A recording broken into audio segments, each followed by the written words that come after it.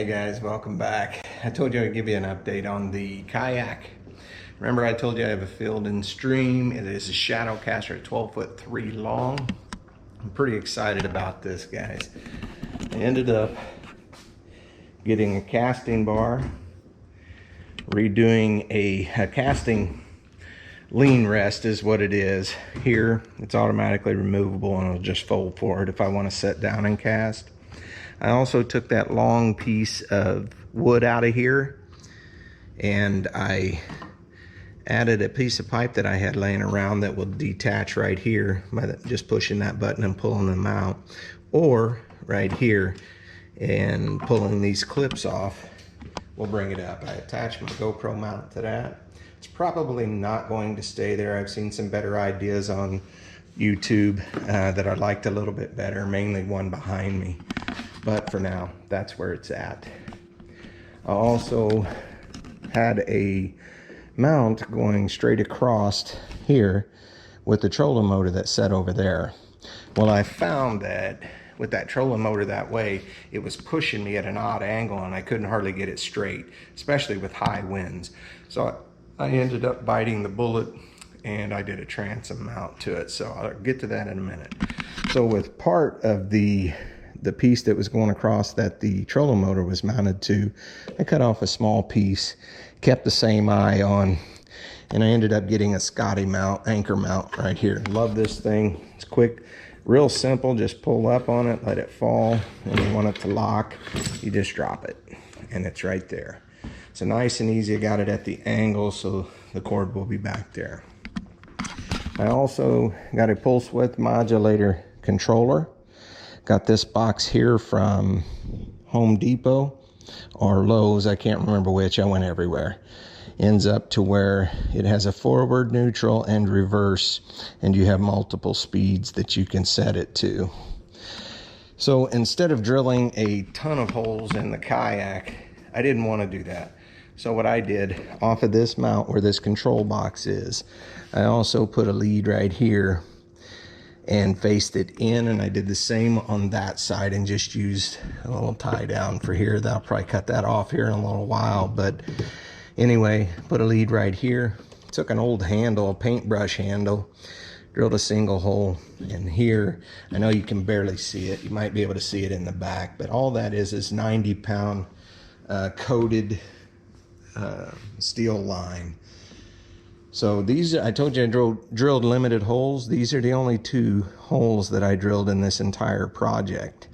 And I only did that to bring it down a little bit more so that it wasn't rubbing here and causing a hole. So these 2 holes, one on each side like that. And then ran the cable through that, through this leading into that. I also put one here on this side. It's horrible lighting, guys, I know. I'm in a garage and it is dark because I just finished up. So give me a minute and I'll try to get you some light on that. But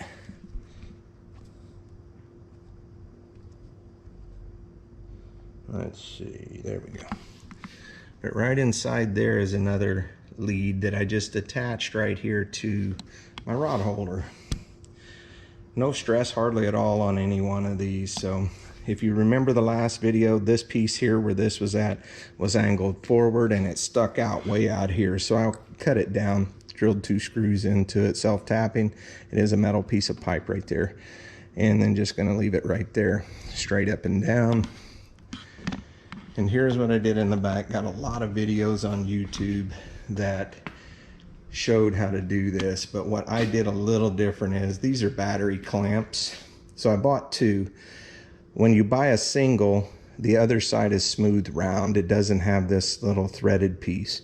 So I just went on ahead and bought a package of 2, and I took the back piece, the smooth piece, off, and just to join both of them, used the same screws that it came with and just clamped it there, and it's pretty solid. Piece of all eye right here, and these are all 1/4 by 20 is what I used, and that fits perfect. I didn't have to re-thread anything or nothing. Put a lock nut on it to tighten it down to there. It doesn't move.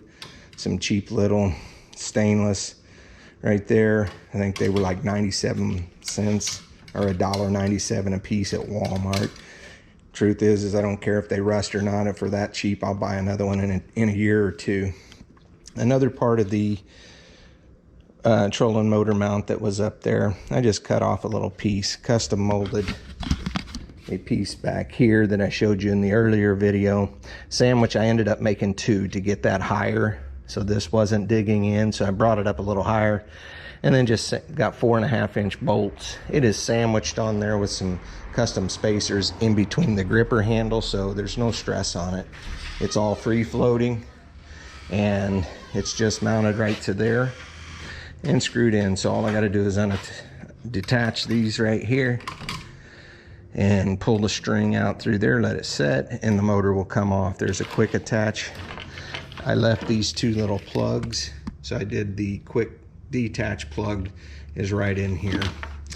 So all I got to do is just take a little bit of line out and pull the wires, and it's good. I did the same thing, put a little solar mount for the battery and a breaker inside the battery box for a 50 amp. If the battery starts getting hot, it should trip the breaker before I have any real issues. There's also a quick detach on the back of this too that's right up in here. So it's pretty simple, pretty easy. Did the same on this side over here.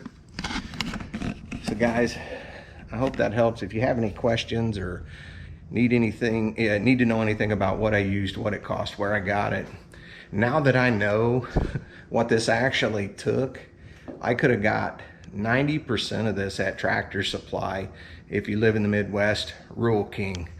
That's where I'm from originally anyway, so I know Rural King has everything that I bought was from Tractor Supply here in Florida. The only thing that I did not buy from Tractor Supply was this pulse width modulator and this box from Lowe's, the switch from Amazon. And the trolling motor itself is right there. It's a Minn Kota Endura 230-pound thrust, and that was bought at Bass Pro. Kept the tube on there, didn't cut it down or anything, left the original length, put a little 90 coupling here, the screw-in piece right here, so that's watertight, and I didn't trust it too much, so I went on ahead and taped it all up with black tape. So that's it, guys. I'm pretty excited about tomorrow morning, so I'm gonna get this thing loaded up. We will see you guys on the water tomorrow. Hopefully I catch something nice. Later.